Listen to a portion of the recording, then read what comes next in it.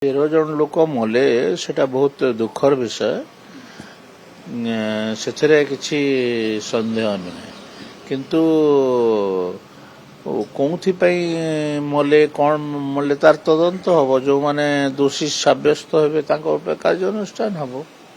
ଆଉ ଗୋଟେ ଗଣତାନ୍ତ୍ରିକ ଧାରା ଉପରେ ସରକାର ଯେମିତି ଚାଲେ ସେଇ ଅନୁସାରେ ତ ଚାଲିବ।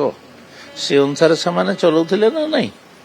ତ ତା ଆଗରୁ କିଛି ତଦନ୍ତ ହବା ଆଗରୁ ଜଣକୁ ଫାଶୀ ଦେଇଦେବ କ'ଣ, ଏଇଟା କହୁନି।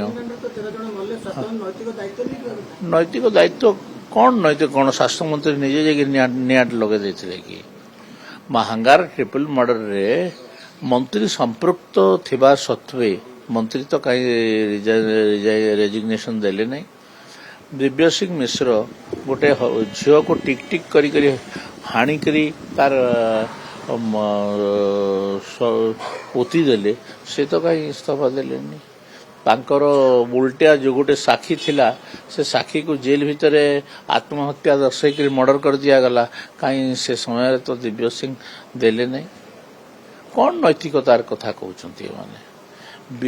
ଏଇଟା କଥା ବିଜେଡି ଯେଉଁ ରାଜ୍ୟସଭାରେ ଯେଉଁ ଅତ୍ୟଧିକ ଶୋଚନୀୟ ଭାବରେ ପରାଜିତ ହେଲା, ଯେଉଁ ଗର୍ବ ଅହଙ୍କାର ନବୀନ ପଟ୍ଟନାୟକର ଥିଲା, ସେ ଗର୍ବ ଅହଙ୍କାର ଚୁରମାର ହେଇଗଲା। ସେଥିପାଇଁ ହାଉସ ବନ୍ଦ। ଆରେ କଂଗ୍ରେସ ବି ତ ଗଲା ନା, ଚୁରମାର ହେଇଗଲା। ତାଙ୍କର ବି ତ 4 ଜଣ ଡେଇଁଗଲେ। ସେମାନେ କହୁଥିଲେ ଆମେ ଆଗାମୀ ଦିନର ଭବିଷ୍ୟତ ବୋଲିକି। ସେମାନେ ଯେତେବେଳେ ଚୁରମାର ହେଇଗଲେ, ବିଜେଡି ଯେତେବେଳେ ଚୁରମାର ହେଇଗଲା, କ'ଣ କରିବେ? ଲୋକଙ୍କୁ ତ ମୁହଁ ଦେଖେଇବେ ନା। ଲୋକଙ୍କୁ ମୁହଁ ଦେଖାଇବା ପାଇଁ ହାଉସଟା ଷ୍ଟଲ୍ କରୁଛନ୍ତି, ହାଉସକୁ ବନ୍ଦ କରୁଛନ୍ତି। ଡିମାଣ୍ଡ ଡିସ୍କସନରେ କୋଉ ସମୟରେ ହାଉସ ବନ୍ଦ ହୁଏ ମୁଁ ତ ଜାଣିନାହିଁ। ଡିମାଣ୍ଡ ଡିସ୍କସନ ଚାଲିଛି।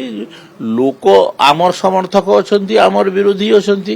ଆମକୁ କୋଉ କଥା ପସନ୍ଦ ହେଇପାରେ, ତାଙ୍କୁ এইটা যদি ସେମାନେ ତାଙ୍କର କଥା, ଲୋକଙ୍କର କଥା ଯେତେବେଳେ ବିଧାନସଭାରେ ରଖିଥାନ୍ତେ ବୋଲେ ଲୋକ ଭାବିଥାନ୍ତେ କି ଆମର କଥା କହିବା ପାଇଁ ଲୋକ ଅଛନ୍ତି। ଗଣତନ୍ତ୍ର ସେଥିପାଇଁ ବଳଶାଳୀ କ'ଣ ପାଇଁ? ସମ୍ ହସ୍ପିଟାଲରେ ଅତନୁ ବାବୁଙ୍କର ସମ୍ପୃକ୍ତି ଥିଲା, ଏଠି କାହାର ସମ୍ପୃକ୍ତି ନାହିଁ। ନାଇଁ, କ୍ଲିନ୍ ଚିଟ୍ କଥା କହୁନାହିଁ ମୁଁ। କଥା ହଉଛି ଯେଉଁମାନେ ଦାୟୀ ତାଙ୍କର ଉପରେ କାର୍ଯ୍ୟାନୁଷ୍ଠାନ ନିଶ୍ଚିତ ଭାବରେ ଗ୍ରହଣ କରିବା କଥା। ମୁଁ ସେଥିରେ ଦ୍ୱିମତ ନାହିଁ। ଏମିତି ଗୋଟେ ଛୋଟିଆ କଥାରେ ଥାନା ଭିତରେ ଯଦି ପଶିକରି କରିଛନ୍ତି, ତାଙ୍କୁ କ'ଣ ପୁଲିସ ଛାଡ଼ିଦେଲା କି? ପୁଲିସ ତ ଆରେଷ୍ଟ କରିନେଇଛି ନା। ଆଉ କ'ଣଟା କରିବ? ଫାଶୀ ଦେଇଦେବ ସାଙ୍ଗେ ସାଙ୍ଗେ। ତ ଯିଏ ଏଇ ସରକାର କାହାକୁ ଛାଡ଼ିବା ପାଇଁ ଚାହିଁବନି, ଆଉ ଛାଡ଼ିବ ନାହିଁ, ଏତିକି ମନେ ରଖିଥାନ୍ତୁ।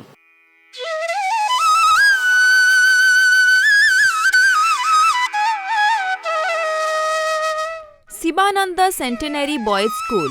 Admission open from class 6th to 11th. Science and Commerce. For more inquiry, contact on below details.